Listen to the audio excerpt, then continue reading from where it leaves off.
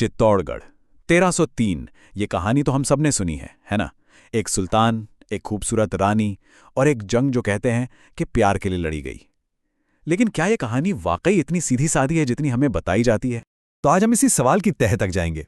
क्या ये वाकई एक जुनूनी मोहब्बत की दास्तान थी, या फिर इसके पीछे कोई बहुत बड़ी, बहुत सोची समझी एक रणनीतिक चाल छिपी थी?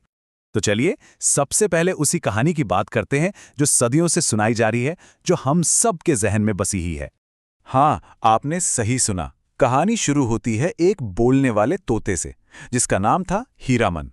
यही तोता राजा रतन सिंह को बताता है कि दुनिया में एक ऐसी खूबसूरती है जिसका कोई मुकाबला नहीं। जरा सोचिए, एक तोता जो राजा के लिए रिश्ते करा रहा है। और राजा का जुनून देखिए, वो 7 समंदर पार करके सिंघल द्वीप यानी आज के श्रीलंका पहुंच जाते हैं, और वहां राजकुमारी की सिर्फ एक झलक पाने के लिए पूरे 7 साल तक एक साधु बन के रहते हैं। आखिर में उनकी शादी होती है और वो रानी पद्मिनी को चित्तौड़ ले आते हैं। मतलब किसी महाकाव्य जैसी कहानी लगती है ना? लेकिन असली सवाल तो ये है कि इतनी कमाल की कहानी ये आई कहां से, और यहीं आकर हमें कविता और इतिहास के बीच की बारीक लकीर को समझना होगा। देखिए, ये जो पूरी रोमांटिक कहानी है, इसका मेन सोर्स है पद्मावत। ये एक महाकाव्य है जिसे मलिक मोहम्मद जायसी ने लिखा था। और यहाँ पे सबसे जरूरी बात पर ध्यान दीजिए। चित्तौड़ की घेराबंदी हुई थी 1303 में, और ये कविता कब लिखी गई? 1540 में। मतलब लड़ाई के पूरे 250 साल बाद। अब आप ही सोचिए, 250 साल में तो कहानियां कहां से कहां पहुंच जाती हैं। एक और बहुत बड़ा फर्क है, पद्मावत के हिसाब से रानी पद्मिनी श्रीलंका की थीं। लेकिन अगर हम राजस्थान की लोकल कहानियों को देखें, वहां की लोक कथाओं को सुने, तो वो कुछ और ही कहती हैं। उनके मुताबिक पद्मिनी बीकानेर के पास पूगल की राजकुमारी थीं। आज भी राजस्थान में ये कहावत मशहूर है, पूगल की पद्मिनी। तो फिर अगर ये सब प्यार मोहब्बत की कहानी नहीं थी, तो फिर असली वजह क्या थी? अलाउद्दीन खिलजी ने चित्तौड़ पर हमला आखिर किया ही क्यों? तो असली वजह थी महत्वाकांक्षा, व्यापार और बदला। खिलजी पूरे हिंदुस्तान पर कब्जा करना चाहता था। उस वक्त गुजरात और मालवा के व्यापार मार्ग सोने की खान थे, और वो उन पर कंट्रोल चाहता था। और इन सब के लिए चित्तौड़ का किला वो चाबी था जो इस खजाने का ताला खोल सकती थी। और हां, एक पुराना अपमान भी था जिसका बदला उसे लेना था।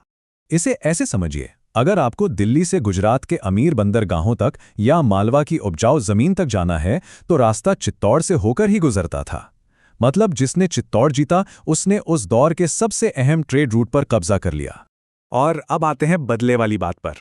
असल में कुछ साल पहले 1299 में जब खिलजी की फौज गुजरात जा रही थी, तो रतन सिंह के पिता समर सिंह ने उनकी सेना को मेवाड़ से गुजरने के लिए एक भारी भरकम टैक्स देने पर मजबूर कर दिया था।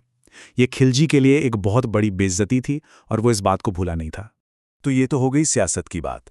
अब जरा उस खौफनाक हकीकत पर नजर डालते हैं जो उस घेराबंदी के दौरान हुई। 1-2 महीने नहीं, खिलजी की सेना ने पूरे 8 महीने तक चित्तौड़ के किले को घेरे रखा। सोचिए, 8 महीने! किले के अंदर खाने पीने का सारा सामान, सब कुछ खत्म हो चुका था। और जब ये साफ हो गया कि अब हार निश्चित है, तब राजपूतों ने साका करने का फैसला किया। साका यानी आखिरी बलिदान, जब सम्मान के लिए जान दे दी जाती है। इसके 2 हिस्से थे, जौहर और केसरिया। सबसे पहले हुआ जौहर। रानी पद्मिनी के साथ किले की सभी औरतों ने खुद को एक विशाल चिता में समर्पित कर दिया, ताकि दुश्मन की कैद और अपमान से बच सके।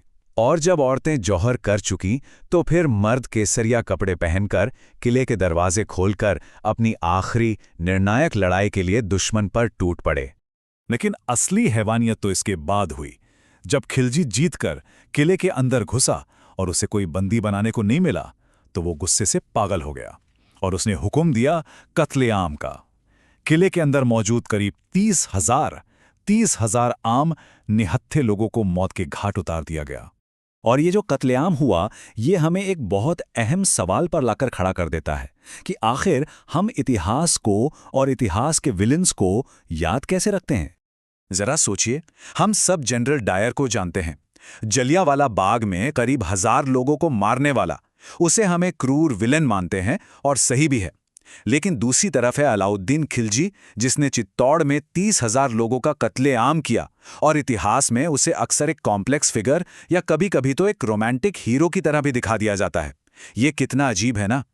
एक तरफ जनरल डायर है जो औपनिवेशिक क्रूरता का प्रतीक है, और दूसरी तरफ खिलजी, जिसके 30,000 लोगों के नरसंहार को अक्सर उसके रिफॉर्म्स या प्रशासनिक सुधारों के पर्दे के पीछे छिपा दिया जाता है।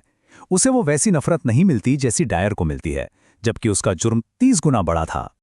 और यहीं पर हम आपको इस आखिरी सवाल के साथ छोड़ जाते हैं कि आखिर किनकी कहानियां हमें सुनाई जाती हैं, और सबसे जरूरी बात, इन कहानियों को लिखता कौन है।